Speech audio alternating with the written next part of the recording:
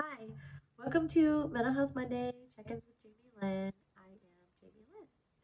So this week's video is going to be kind of short. Our topic is men and mental health and the stigma that men believe there is for getting help with their mental health. That's a whole mouthful.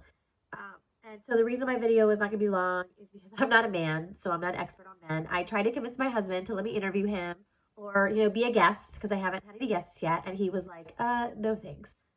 He is very introvert and not into being on camera or having his name put out anywhere. And that's okay.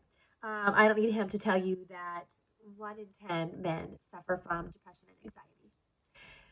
That is enough to make you want to look around you, count the men in your life, and 1 out of every 10 has suffered from depression and anxiety. And I bet you they're not getting help for it because it's not the manly thing to do. Well, let me tell you what.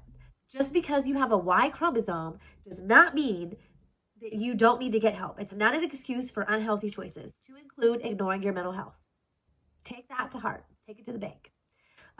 Men need to recognize their mental health just as much as women do. Men deserve self-care just as much as women do. I want to get you talking about that.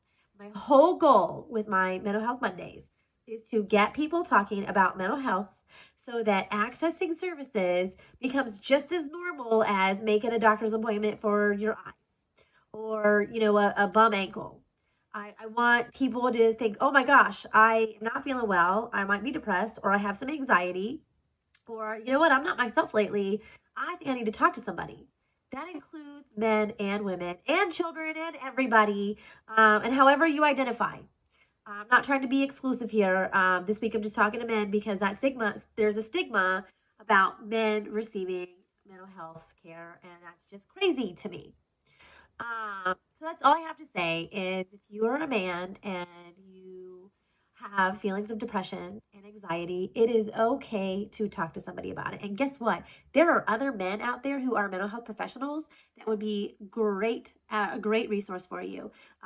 I will share, my husband and I got some marriage counseling when we were stationed in Alabama a few years ago, and I intentionally chose a man who was a veteran so that my husband would feel more comfortable talking open up to him. And I was so surprised and relieved and glad that he did open up to this therapist so that we could work on our issues.